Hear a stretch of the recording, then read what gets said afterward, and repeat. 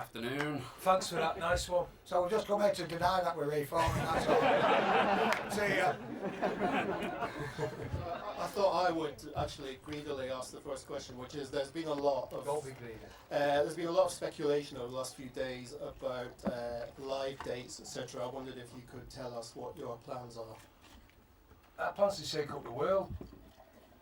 You know, we're going to go around the world next year. We're going to start off in our hometown, Manchester, and we're going to play two big gigs at Heaton Park, end of June 29, June 30th, and then after that we're going to take it around the world. If anyone buys a ticket, of course, yeah. Anyway.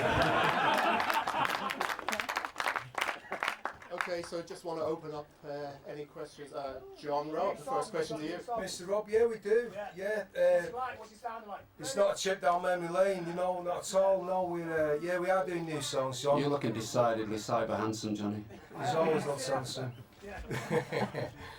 We're still handsome devils ourselves, don't you think? No, we know that. No one's looking as good as you, Johnny. Next question, in the middle there.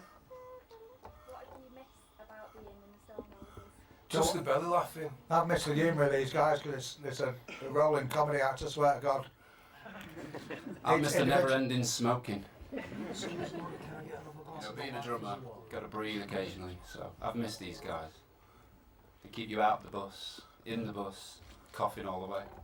We come together and rehearsed lately and went through a few songs, and it's just something magical happens when us four are in a room together, and you can't put your finger on it, and it's just so beautiful to catch back hold of it again.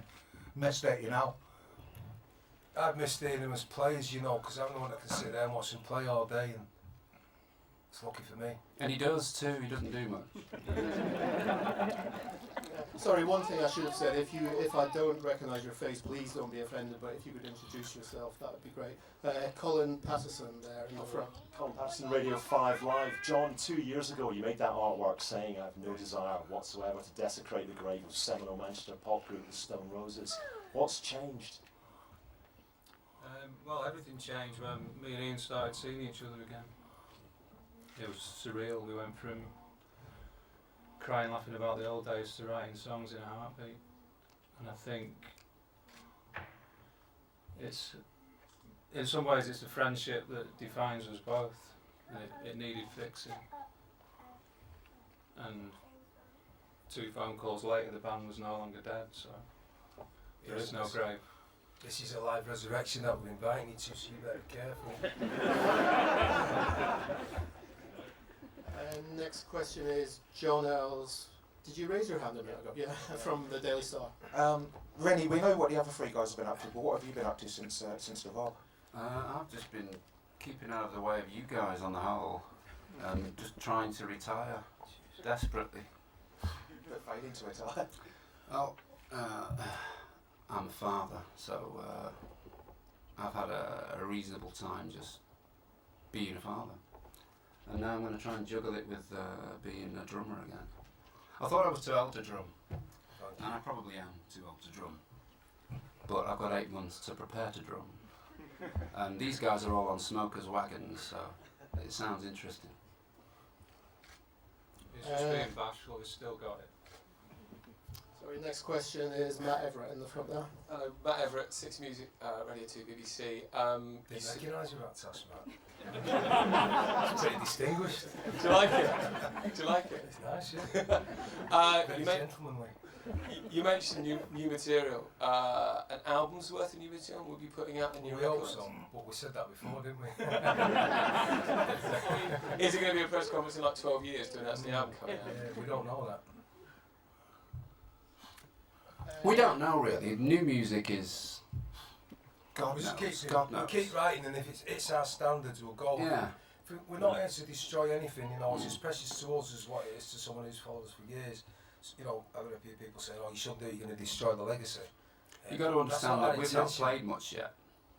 We've been, circling around each other for a while, and it's just it's like joining a new band with ghostly kind of presences. It's a strange phenomenon, It's like a language that we all used to speak that we've not spoken for a while.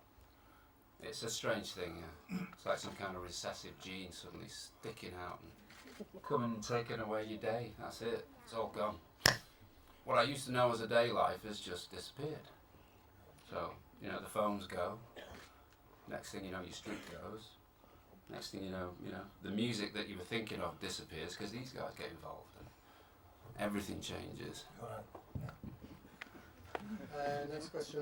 How you doing, Ken Sweeney from the Irish Independent? Any plans for a date in Ireland? And any Always memories? got plans for dates in Ireland, yeah. Any memories of Fail in And then we'll do some '95? shows as well. Next year? I'd like to get over to Dublin and do a couple of nights at McGonagall's. Okay, you had to fight your way out the first time you played there, didn't you? See, that failure in '95 was probably the second greatest show the Roses ever played, second behind Glasgow Green, in my humble estimations.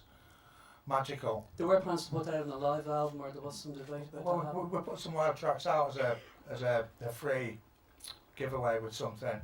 That's Well, still it's up in the amazing. air. Okay. Brilliant. I don't For think sure. I'm very good on that. After Manchester So, Island's we'll leave next on our list always, yeah. There's just one last quote. Apparently you said at one point you want to save the world from U2. Do you still feel like that? that. Nonsense, you two are wonderful. We'll have another go, yeah. I quite like you two. And There's also, nothing wrong with you two. I like Bono, was my mate, man. it was said that Axel Baby was very influenced by the Roses. Well, as far as I'm concerned, I've stolen from Larry Mullen's career for years. You know, without Larry, I wouldn't be able to stomp and sing. It'd be difficult. I mean, I owe debts to the Bundu Boys, Larry Mullen, Stuart Copeland. No, they're good players and they're great songwriters. So. Phil I think Collins the out. Bobbins could put that on record. Actually Bobbins.